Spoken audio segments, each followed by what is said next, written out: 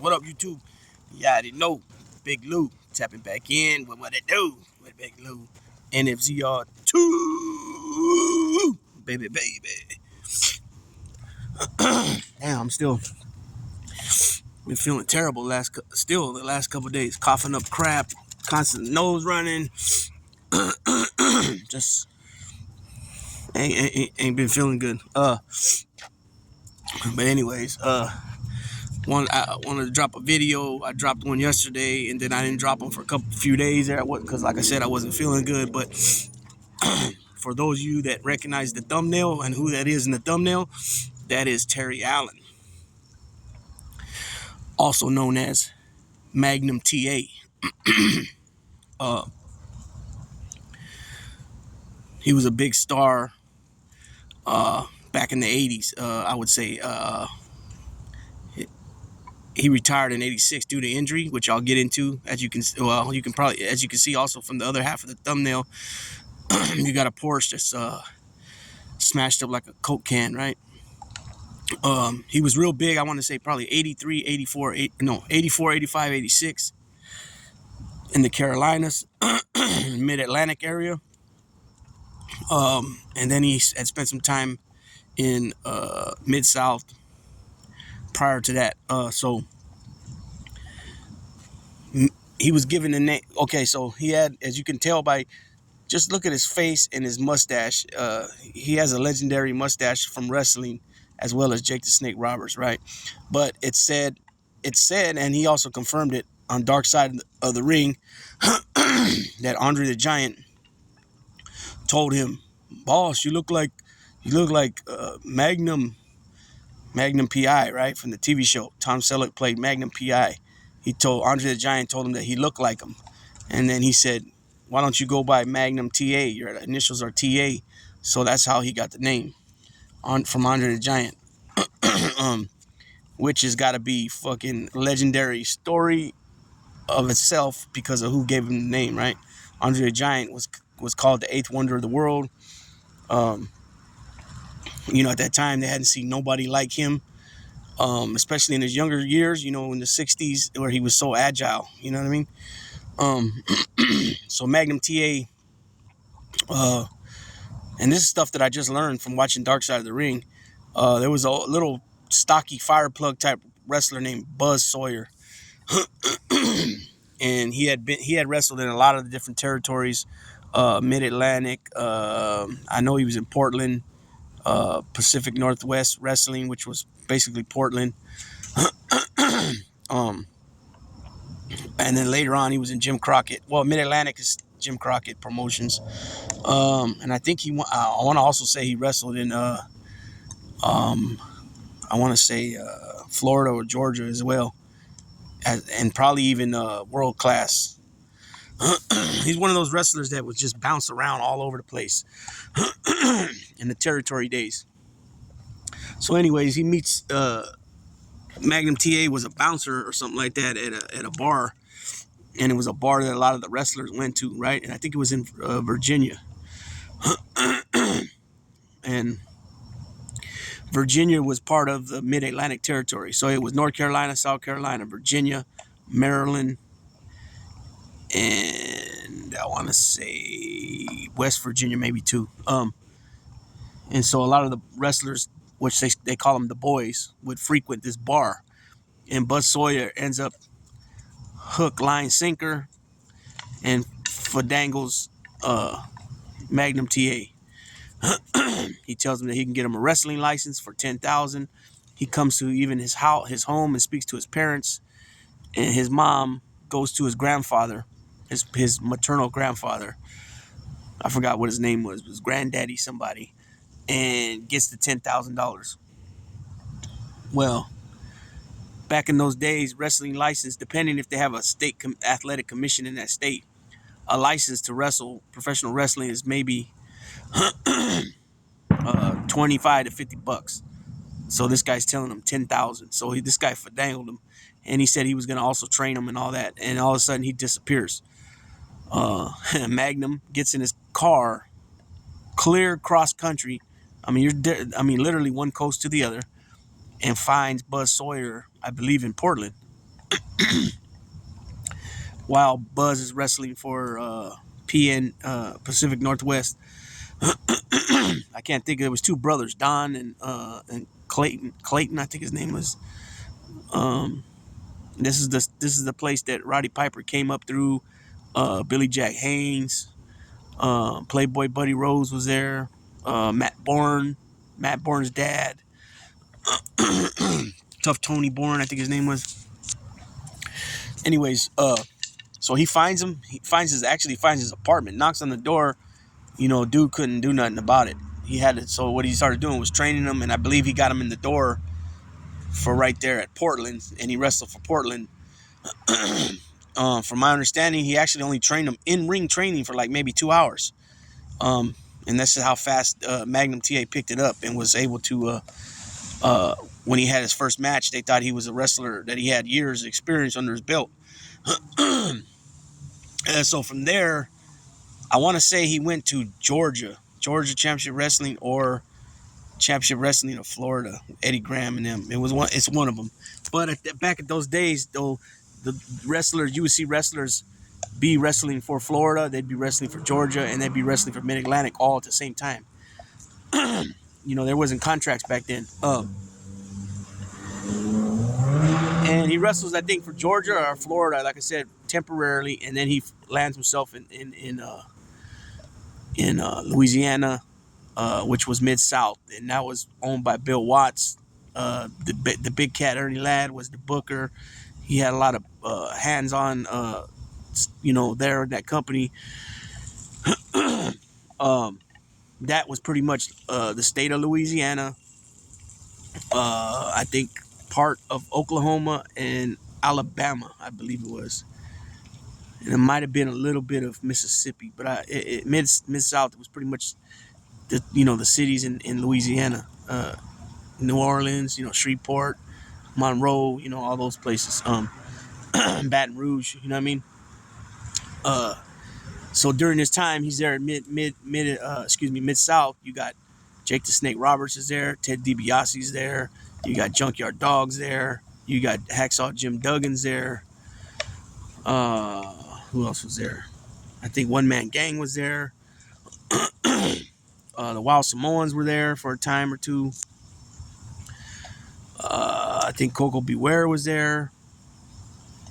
And I know I'm missing one or two, but those were the big names at that time for Mid-South. Junkyard Dog was probably the biggest name, but Ted DiBiase was there. Big name. Good in-ring technician. Matt Bourne was a good in-ring technician. If you guys don't know who Matt Bourne is, he became Doink the Clown, the very first Doink the Clown, the original. And so he, from my understanding, he was more of a, lower level entry card guy, mid card guy. I guess they started giving him I guess he wasn't getting his gimmick. He wasn't liking what they were doing with him. He makes a phone call, calls Dusty. That's what makes me think he was with Florida before he went there, because Dusty, hey, get over here. Dusty was the booker for Eddie Graham in Florida, but Dusty was big in Georgia as well, I believe, if I can remember correctly. But like I said, most of those wrestlers that were under NWA banner was frequently all those East Coast, those Southeast states. You know what I mean? Florida, Georgia, the Carolinas, Virginia, Maryland. And so he talks to Dusty. Dusty tells him, come on down over here. Come on back to Florida. We'll do something with you. But before that, he tells him to go down there, go down and buy himself a brand new Harley and go get himself a leather jacket. So that's what he does. And boom, from there, the rest is history with this guy. And I think Bill Watts caught the wind that he was going to leave. And he said, oh, hold on, I got big plans for you. So I believe he stood there for a little bit longer. And then he makes his way to Jim Crockett. I think Dusty reaches back out to him and says that, I think Dusty introduces him to Jim Crockett Jr. and the rest of the Crockett family. And then he takes off to the Carolinas, which was Mid-Atlantic, was previously known as Mid-Atlantic, and then it became JCP, Jim Crockett Promotions, NWA, right? The Major League of Wrestling. And this dude, by the time he got over there, like I said, might have been 83, 80, probably 84-ish. But for those 3 years, I mean, this dude was like, I mean, big time, right? You know, Dusty was a big name, a huge star. He took Magnum TA under his wing, was grooming this dude, right? um, he's well known for a couple of his battles. He had a best of 7 series with Nikita Koloff, right? Who was also brand new in the business too. Um, I want to say at that time when he had that best of 7 series, he was only maybe 2 years a professional wrestler. um, he had some good matches with Tully Blanchard. And then they were making big plans for him to, he was the United States heavyweight champion. And so that's basically the number one, whoever's a U.S. champ and, NWA U.S. heavyweight champ, usually the next step is the 10 pounds of gold, which was Ric Flair's belt. He was the champ before the big gold belt came out. It was called the 10 pounds of gold, right? The belt. And they had big plans for this dude. And unfortunately for him, in October, he, on his way home, he was literally only a few blocks from his house when he hydroplaned. And what he tried to do is he tried to do what he normally did when he would lose control, or when he would, he had a Porsche. So whenever he'd get on the gas, he did what he normally would do to try to straighten himself back up. And it backfired. He hydroplaned and boom, I think he hit a telephone pole, or if it wasn't that, it was a tree. And they had to get him out with the jaws of life and all that. Unfortunately for him, he never wrestled again. He made a lot of appearances as a guest commentator. I think he even did some accompanying different guys down to the ring, such as Dusty Rhodes. He might have been in a manager spot for a minute there, because there was a while where I didn't watch. I kind of stopped watching for a few years, but I remember after going back and watching some old clips of WCW after they were bought out from Ted Turner, Jim Crockett Promotions. He was there, as a commentator, 91, 92-ish, him and Missy Hyatt.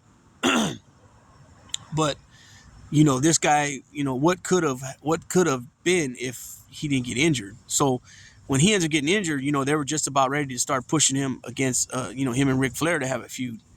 Because, the way they looked at this, Magnum TA was going to be big. Like, he was going to be Jim Crockett Promotions and the NWA's Hulk Hogan, basically. Even though, in my opinion, he looked nothing like Hulk Hogan. Hulk Hogan was 6'7", at one point 320, you know what I mean?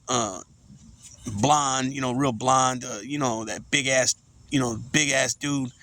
Magnum was more, 6'1", 6'2", maybe 245. It was just, in my opinion, he was more like he fit more of that, that sitcom look, I guess, with the Tom Selleck. You know what I mean? But nonetheless, he was a huge star. I'm not taking nothing from that. But the thing is this: what would have happened, right? They would have pushed him to wrestle Flair. You figure 2 things would have changed here, maybe even 3 or 4 different things. If he became the big star like they were hoping for, like they were going to push him for, maybe Ric Flair don't become. He was still going to be great, but maybe he didn't become the 18-time, champ, or whatever it is, 21 times. I think it's actually 21 times, but like 3 or 4 times the NWA didn't sanction it or something like that. But what would have been, with Ric Flair. And then when Magnum TA gets hurt, they kind of fast-tracked Sting in there. So if Magnum TA didn't get hurt, then where would I have put Sting? You know what I mean?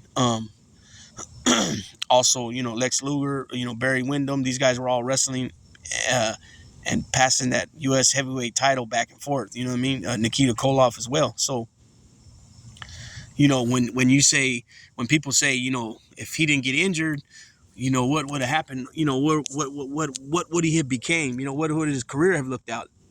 That's a good question. A real good question. But then again, what about all these other guys? You know, it would have changed the landscape so much, so big time for Jim Crockett Promotions. You know what I'm saying? I see somebody walking with a dog over there, and I got these guys over here, and they're gonna start barking here in a minute. So I hope. So anyway, yeah, Daisy's growling now. She's standing next to me, or she's sitting down next to me. Um, so yeah, so you know, it's just something to think about. But luckily for Magnum TA, man, he was able to nurse his injury, you know, and get to the best of his ability, because they said that he was never gonna walk again, which he ended up walking again. He was able to take on another career, and do pretty well for himself. You know what I mean? So that was good. Now they have they have a guy. I mean, excuse me, a guy confronted. I'm not sure if it was Greg Gagne or who it all was, or who was all involved, but come here, who was all involved. But they end up coming together for these new figures. So with that being said, I'm gonna go ahead and tap out. I gotta grab these dogs. All right, see y'all later.